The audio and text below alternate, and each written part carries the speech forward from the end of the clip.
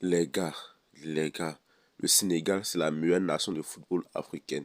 Et je l'ai toujours dit, même si le Sénégal n'a pas plus de Coupes d'Afrique, c'est la meilleure nation africaine. Mais regarde ce qui s'est passé aujourd'hui. Ils ont remonté deux scores. Dites-moi quelle équipe est capable de remonter deux scores. C'est incroyable, cette équipe est incroyable. Je suis vraiment dépassé par les événements. Le Sénégal, c'est la meilleure équipe. Toute équipe normale se dirait, bon, comme on joue à l'extérieur, deux buts on a encaissé, deux buts c'est déjà fini, on peut rien faire. Mais le Sénégal, non. Le Sénégal a joué, le Sénégal a gagné. Ils ont même pas cherché le match nul, ils ont gagné ce match, les gars. Je comprends pas comment ils font ça. Ces gars-là, ils sont boostés. Même faire un match nul était déjà un exploit. Maintenant, eux se contentent pas d'un match nul. Ils se contentent de gagner. Je n'ai jamais vu ça de ma vie. Le Sénégal, maintenant, c'est l'une des meilleures nations.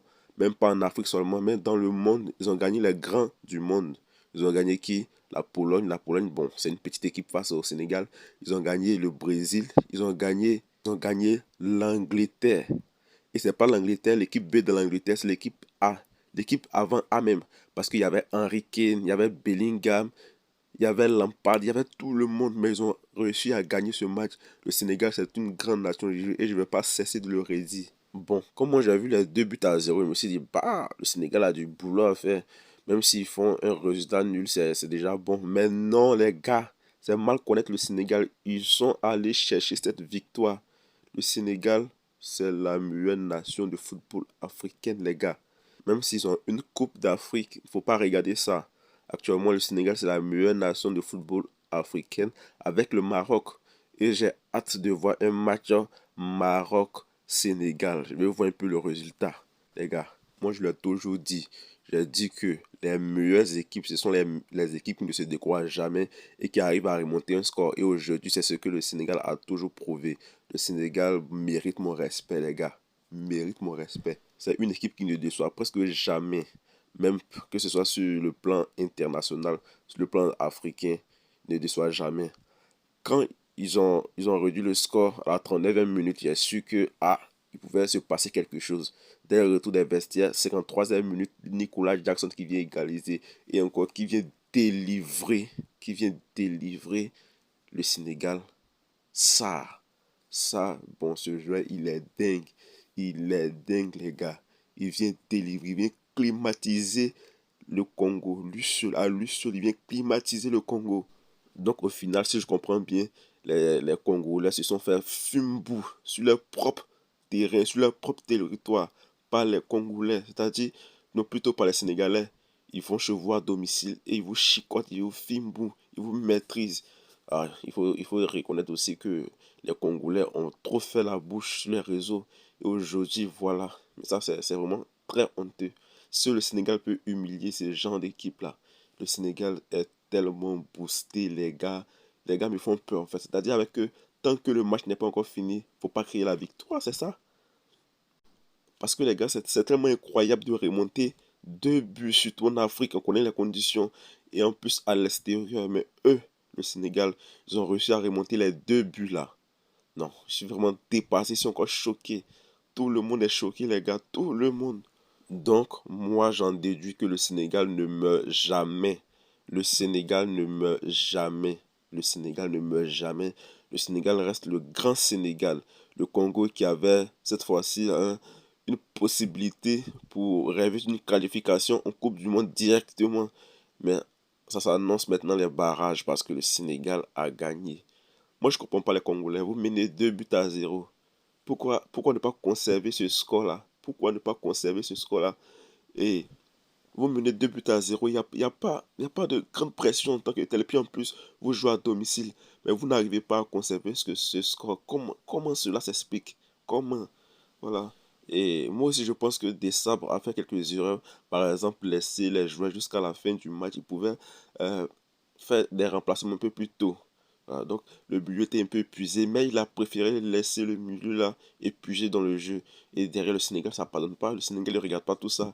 Que vous soyez à domicile, à l'extérieur, au milieu, eux vous filment, ils vous chicotent. Le Sénégal rec, vraiment le Sénégal. J'arrive pas à croire, je suis vraiment dépassé. C'est plus quoi dire. Et Pape Gueye, pour moi, c'est l'homme du match, hein. Pape Gueye, il est tellement fort ce gars. C'est le patron du milieu. Il maîtrise tout le milieu. Lui seul gère tout le milieu. Que ce soit le milieu du Sénégal, même le milieu du Congo, il gère ça aussi, les gars. Il est trop fort ce gars. Il est trop fort. C'est lui l'homme du match. Il est tellement percutant. Je sais pas, ce gars, il est tellement complet. Le Sénégal, bon, c'est... Non, non, non, le Sénégal, c'est trop fort. En tout cas, j'aimerais être sénégalais actuellement parce que ce que le supporter sénégalais ressent actuellement, c'est vraiment très fort. Une émotion vraiment à son apogée. Une émotion vraiment inexplicable. Parce que quand tu es une équipe, tu te fais mener 2 buts à 0 et par la suite tu arrives à gagner. J'imagine même pas comment les Sénégalais se sont sentis chez eux quand ils ont marqué le troisième but. Et ils ont gagné ce match-là. C'est tellement difficile à comprendre. C'est pas, je sais pas. Liman Ndiaye, on en parle. C'est un gars qui est vraiment créatif, qui est percutant en fait. Et regardez un peu sa technique, sa technicité. Vous avez vu un peu son action là sur le but de Pape Gueye. Il a fait un vrai récital. Tu vois, il est très fort aussi. Iliman Ndiaye aussi qui a fait un très bon match. J'ai tellement kiffé son match. Il est fort aussi les gars. Le Sénégal est trop fort. Ensuite, il y a Nicolas Jackson. Nicolas Jackson, bien vrai que bon. euh, il marque un but, je sais pas, un match aussi époustouflant, mais c'est un match assez correct, voilà, un match normal, voilà, qui n'était pas au-dessus, mais qui n'était pas aussi moins. C'était un match correct. J'ai beaucoup aimé son match aussi. J'ai beaucoup aimé son match généralement bon. Après aussi, j'aimerais parler aussi de Sadio Mané. Sadio Mané, bon, depuis quelques temps, n'est pas décisif, voilà. Même si il n'est pas décisif, il mérite de jouer quelques matchs parce qu'on a besoin d'expérience dans l'équipe. On a besoin d'un joueur expérimenté et lui il est là, vraiment c'est bon. Sadio Mané qui joue toujours son rôle de capitaine, même si c'est un peu difficile pour lui. Voilà.